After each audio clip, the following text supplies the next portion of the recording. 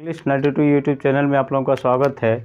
तो हम लोग पास्ट कंटिन्यूअस टेंस पढ़ चुके हैं। आज पढ़ेंगे पास्ट परफेक्ट टेंस। तो चलिए पास्ट परफेक्ट टेंस के कुछ नियमों पर बात कर लेते हैं। पास्ट परफेक्ट टेंस, पहले इसका हम लोग परिभाषा देख लेते हैं कि पास्ट परफेक्ट टेंस होता क्या है। इसके बारे में कुछ जान लेते हैं पास्ट परफेक्ट टेंस में। तो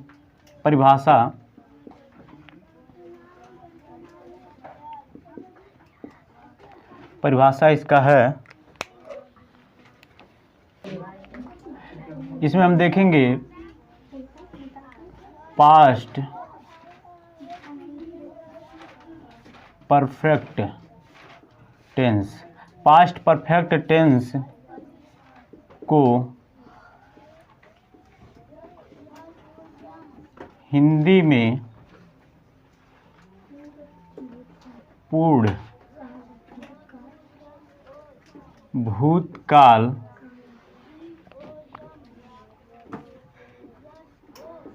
कहा जाता है।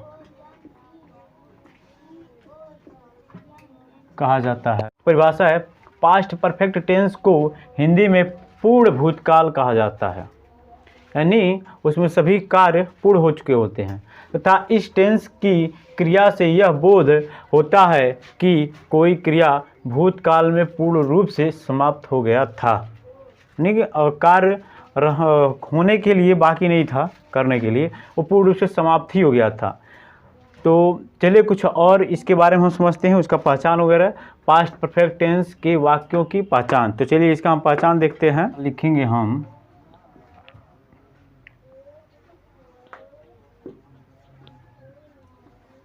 जिन हिंदी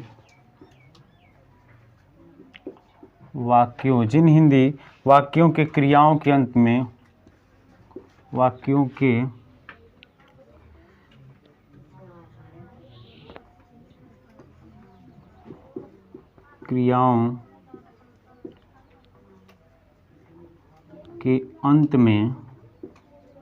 जिन हिंदी वाक्य के क्रियाओं के अंत में चुके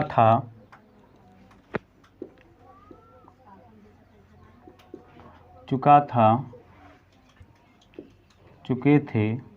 आप लोगों को मालूम है ना, बताए थे। तो साथ में बोलते चलेंगे, चुका था, चुके थे, चुकी थी। उसके बाद आदि शब्द आते हैं। चुके थे नहीं लिखे, चुके थे क्या, आदि शब्द आते हैं।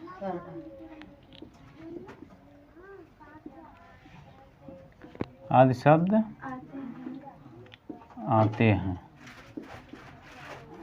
आते हैं। वाक्य के भाव से यह स्पष्ट होता है तथा वाक्य के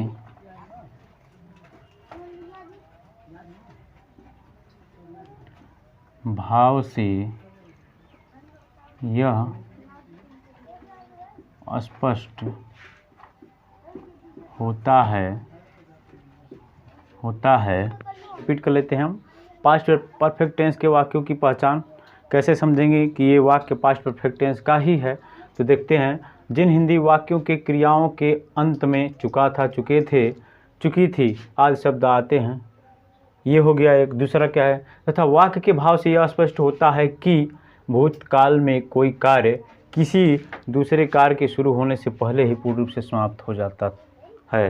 यानी इसका मतलब ये है कि जो कार्य पास्ट में शुरू हुआ और पास्ट में ही ख़त्म हो गया, यानी कोई दूसरा कार्य न होने पर उसके पहले ही ख़त्म हो गया, यानी कार्य ख़त्म होने, पूर्ण होने की बात होती है या ऐसा भाव होता है तो पास्ट परफेक्ट टेंस में आता है।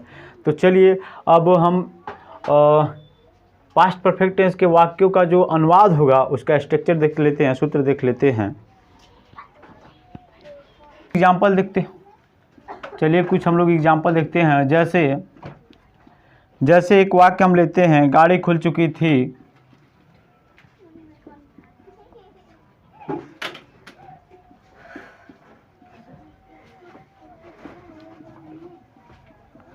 गाड़ी खुल चुकी थी। तो इसका अनुवाद हम पास्ट परफेक्ट टेंस में बनाएंगे तो किस तरह बनेगा देखते हैं। यहाँ पर सब्जेक्ट हो जाएगा गाड़ी,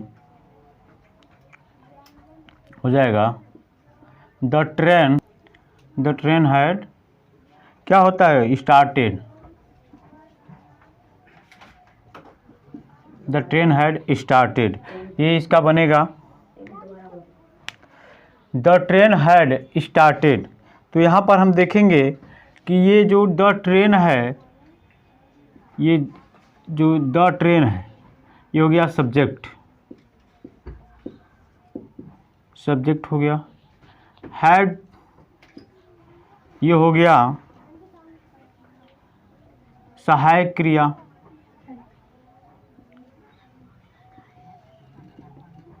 हेल्पिंग वर्ब, ये हैड हो गया। स्टार्टेड हो गया वर्ब की थर्ड फॉर्म। तो इससे ये पता चलता है कि सब्जेक्ट तो सभी वाक्यों में रहता है, जो पास्ट का हो, फ्यूचर का हो या प्रेजेंट का हो। तो यहाँ पर देखेंगे हैड पास्ट में ही लगता है, स्टार्टेड वर्ब की थर्ड फॉर्म। तो इसका सूत्र बन जाएगा, स्ट्रक्चर की यदि हम बात करें तो इसका स्ट्रक्चर बनेगा, इसका स्ट्रक्चर बनेगा, देख लेते हैं सूत्र। इसका स्ट्रक्चर बनेगा सब्जेक्ट, सब्जेक्ट क्योंकि हमने पहले सब्जेक्ट लिखा है फिर हैड लिखा है, तो फिर यहाँ पर हैड हो जाएगा, सब्जेक्ट प्लस हैड। फिर वर्ब की थर्ड फॉर्म रहेगा, वर्ब की थर्ड फॉर्म रहेगा, फिर ऑब्जेक्ट इत्यादि रहेगा।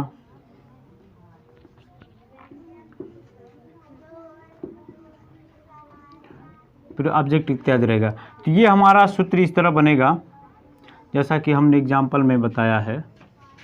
ये मात्र पॉजिटिव का है, नेगेटिव का हम बताएंगे बाद में, पहले पॉजिटिव का हम लोग देख लेते हैं। कुछ और एग्जाम्पल लेते हैं। मैं समझ चुका था, जैसे एक और एग्जाम्पल लेते हैं हम।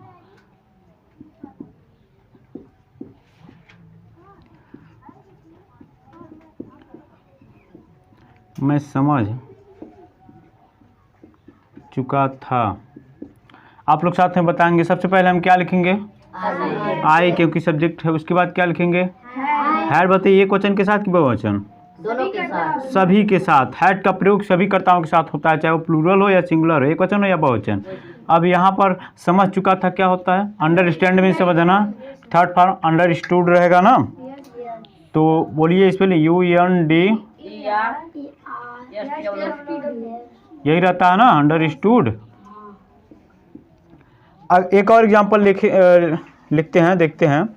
तुम जा चुके थे, इसके पहले हम लोग देख लेते हैं कि ये सब्जेक्ट हो गया, आई क्या है? सब्जेक्ट, ये हैड हो गया, और ये क्या हो गया?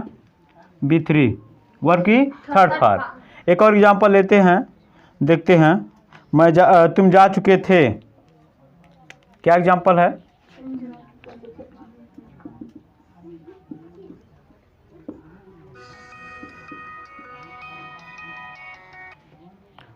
तुम जा चुके थे, तुम जा चुके थे, इसका अनुवाद क्या बनेगा? You had gone. गो का थर्ड फॉर्म है ना। तो यहाँ पर देखेंगे सब्जेक्ट है, हैड है, फिर वर्ब की थर्ड फॉर्म यानी B3 है। समझ रहे हैं आप लोग? तो इसी तरह बनेगा। और कुछ और टाइप का, ये तो सिंपल सेंटेंस हो गया। कुछ और टाइप का हम क्वेश्चन देखते हैं या सेंटेंस देखते हैं कैसे बनता है। तो चलिए हम कुछ और देख लेते हैं पास्ट परफेक्ट टेंस के बारे में।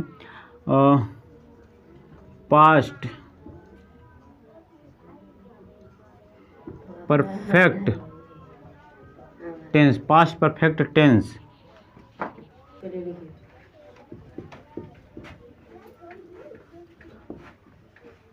यहाँ पर देख लेते हैं। पास्ट परफेक्ट टेंस में केवल एक ही कार्य या एक ही घटना के वाक्य नहीं होते हैं, अतः पास्ट परफेक्ट टेंस में अधिकांशतः दो कार्य या फिर दो घटना को बताने वाले सेंटेंसेस का भी प्रयोग होता है। जैसे यहाँ पर हम देखेंगे, तुम जा चुके थे, एक ही कार्य के बारे में बात हो रही है। मैं समझ चुका था, एक ही कार्य या एक ही घटना के बारे में बात हो रही है।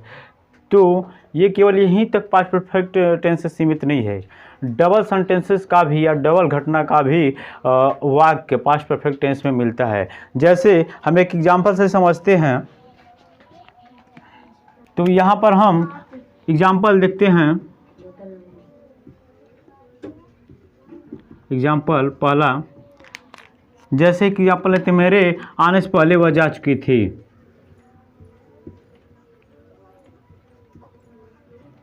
मेरे आने से पहले वह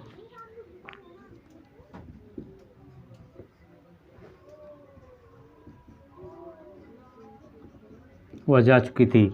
इसका अनुवाद हम बनाएंगे। तो यहाँ पर देखिए दो कार्यों का घटना पता चल रहा है। देखिए, एक मेरा आना, दूसरा वह जा चुकी थी, है ना। तो इसका अनुवाद किस तरह हम बनाते हैं? देखिए, मेरे आने से पहले वह जा चुकी थी, तो पहला काम है वह जा चुकी थी, तो क्या हो जाएगा? वो गर्ल है तो हो जाएगा सी, और इसके बाद हैड लगेगा, she had gone before I came, ये बनेगा। तो यहाँ पर दो कार्यों का घटना की बात हो रही है। वो अगला एग्जाम्पल देखते हैं हम लोग। उसके बोलने के पहले मैं समझ चुका था। उसके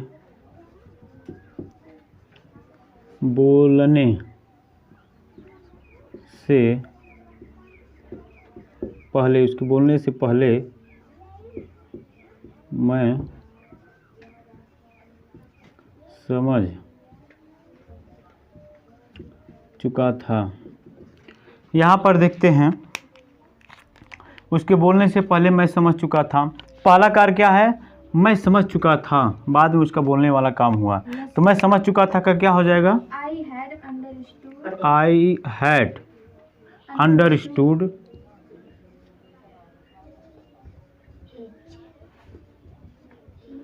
स्टैंड का थर्ड फॉर्म है ना, अंडरस्टूड। आई हैड अंडरस्टूड, मैं समझ चुका था। बिफोर ही स्पोक, स्पीक का सेकंड फॉर्म है स्पोक। तो आइए कुछ और महत्वपूर्ण चीज़ों पर हम बात कर लेते हैं। जैसे यहाँ पर देखेंगे, यदि पहला कार्य की बात करें हम,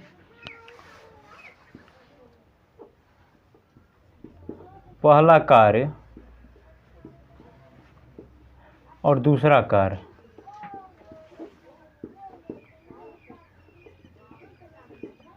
दूसरा कार्य की बात करें, पहले वाले सेंटेंस की बात करें तो नहीं, दोनों का बात कर लेते हैं। पहले वाले, मेरे आने से पहले वह जा चुका था। पहला इसमें कौन सा कार्य है? वह जा चुका था। क्या है? वह हाँ, जा चुकी थी। वह जा चुकी थी। पहले वाले में वह जा चुकी थी। और इसमें दूसरा कार्य क्या है? मेरे आने से पहले। दूसरा कार्य क्या है? मेरे आने से पहले। दूसरा कार्य है मेरा आना। पहला कार्य है वह जा चुकी थी, दूसरा कार्य है मेरा आना। ठीक है ना। इसी तरह सेकंड वाले, यदि हम बात करें, सेकंड वाले सेंटेंस में बात करें, तो उसके बोलने से पहले मैं समझ चुका था। तो पहला वाला जो कार्य होगा, पहला वाला कार्य,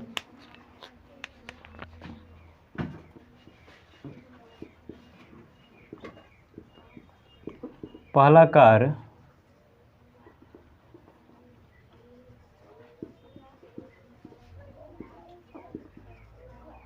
और दूसरा कार्य।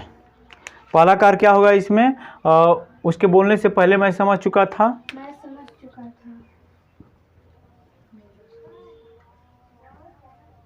मैं समझ चुका था, ये पहला कार्य हो जाएगा। दूसरा कार्य क्या होगा? उसका बोलना।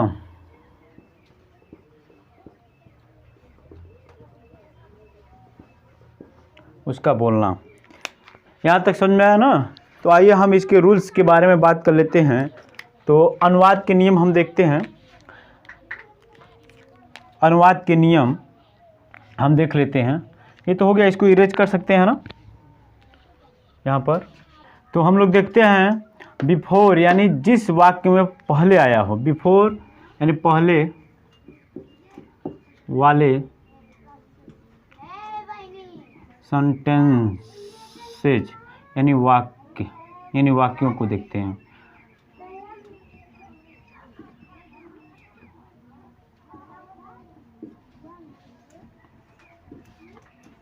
का नियम हम लोग देखते हैं। तो इसका नियम देखते हैं, दिख रहा है यहाँ पर। जिन वाक्यों में बिफोर यानी पहले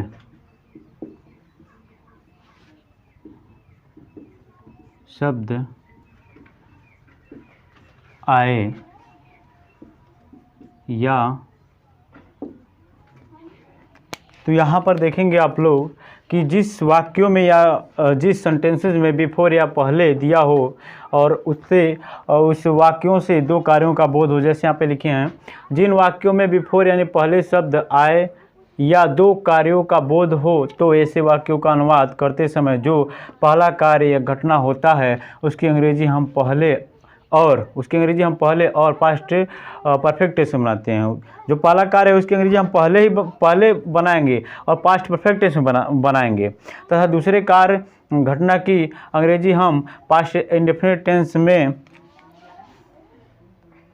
यहाँ पर थोड़ा सुधार कर लेते हैं, तथा दूसरा कार्य या घटना की अंग्रेजी हम बाद में तथा पास्ट इंडेफिनिट टेंस में बनाते हैं। तो चलिए हम अब इसका फार्मूला लिख लेते हैं।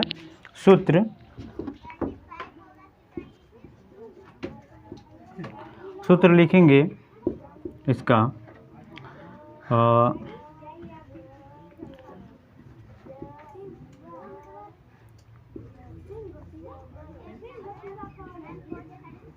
पास्ट परफेक्ट टेंस प्लस क्या रहेगा, बिफोर प्लस क्या रहेगा, past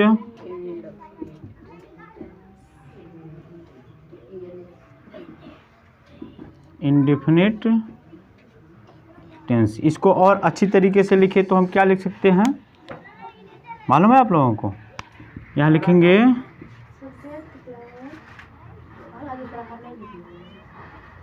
subject plus head plus B3, है ना, यानी वर्ब की थर्ड फॉर्म।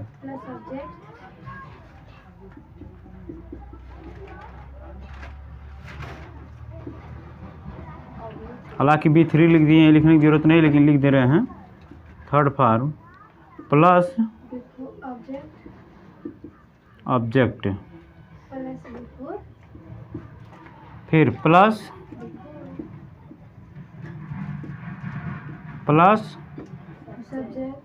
सब्जेक्ट प्लस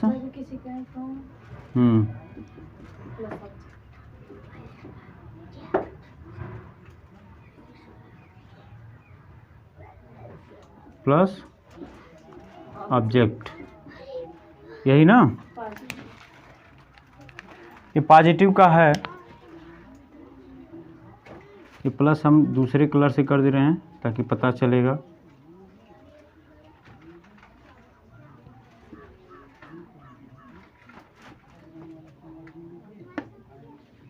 एक यहाँ प्लस है और एक यहाँ है, दो ऊपर भी है। और यदि इसको और अच्छे तरीके से लिखना चाहें तो हम किस तरह से लिख सकते हैं, आप लोग को मालूम है? क्या लिखेंगे?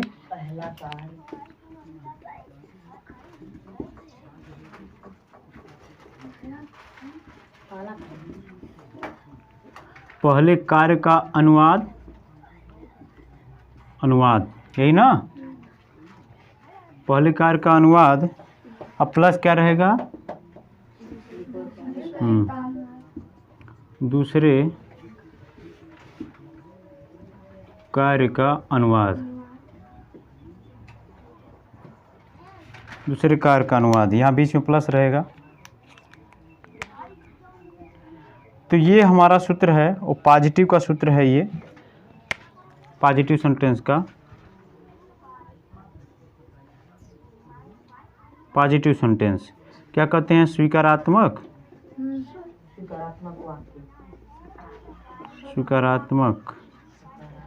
सेंटेंस लिखेंगे तभी ये सकारात्मक वाक्य होगा। ये इसका है।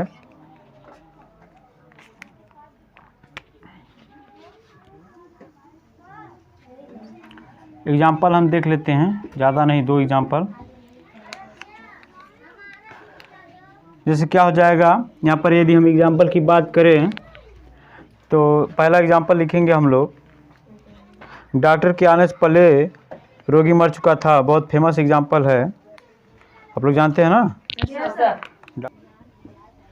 तो इसका अनुवाद हम लोग बनाएंगे।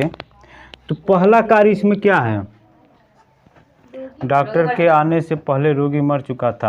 पहला कार्य क्या है देखेंगे, रोगी मर चुका था। पहला काम तो यही हुआ, रोगी मर चुका था, यही पहला कार्य है ना, बताइए, यही पहला कार्य है। तो इसकी अंग्रेजी हम बनाएंगे, क्या लिखेंगे, द पेशेंट, क्या लिखेंगे,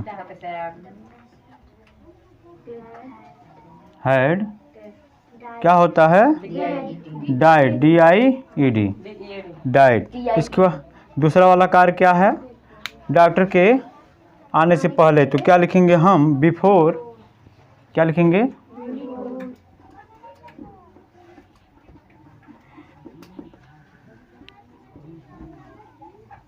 बिफोर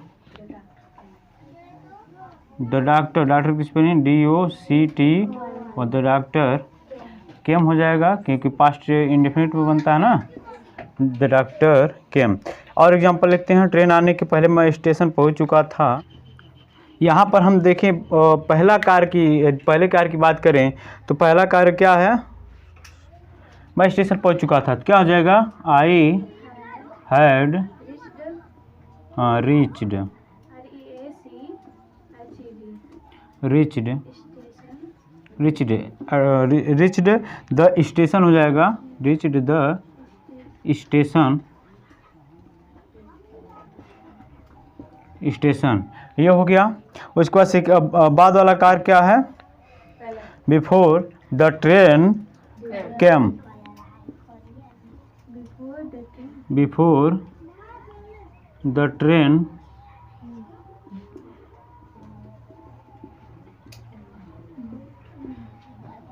केम हो जाएगा। यहाँ पर देखेंगे, ट्रेन आने के पहले मैं स्टेशन पहुँच चुका था। तो पहला कार्य मैं स्टेशन पहुँच चुका था, उसकी अंग्रेजी लिखे, आई हैड रीच्ड द स्टेशन।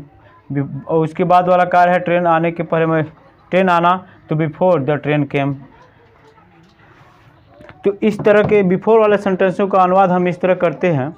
आइए अब हम लोग कुछ ऐसे सेंटेंसों पर विचार कर लेते हैं, जैसे कुछ ऐसे वाक्य होते हैं कि कोई कार्य शुरू होने के पहले ही वो कार्य हो चुका रहता है।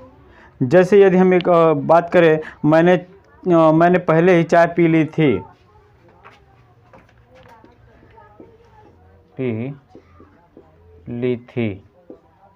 और ऐसे सेंटेंसों के वाक्यों में ली थी, आ थी, लिए थे, गए थे, ऐसे आता है। तो इन सेंटेंसों का अनुवाद हम देखते हैं किस तरह बनेगा। तो यहाँ पर आई हो जाएगा, फिर हैड हो जाएगा, आई हैड। यहाँ पे ऑलरेडी का प्रयोग होता है, ALREADY, I had already, I had already. यहाँ पर क्या हो जाएगा, I had already taken T. इस तरह के वाक्यों का अनुवाद हम ऑलरेडी का प्रयोग करके हम बनाते हैं। जैसे एक और एग्जांपल की हम बात करें, एक और एग्जांपल की बात करते हैं, जैसे इसके पूर्व मैंने ताजमहल नहीं देखा था। क्या है इसके, तो आइए देखते हैं इनका सेंटेंस कैसे, मतलब इसका अनुवाद कैसे बनेगा। तो सेम वही प्रोसेस है, आई हैड नॉट, ये सी का थर्ड फॉर्म सीन हो जाएगा, I had not seen the Taj Mahal. क्या हो जाएगा, द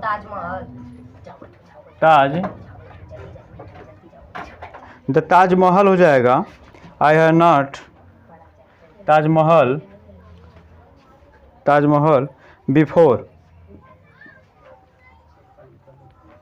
बिफोर। इस तरह के वाक्यों का अनुवाद ऐसे बनेगा। तो आज के लिए बस इतना ही। फिर नेगेटिव के लिए हम लोग कल के वीडियो में देखेंगे वीडियो देखने के लिए धन्यवाद।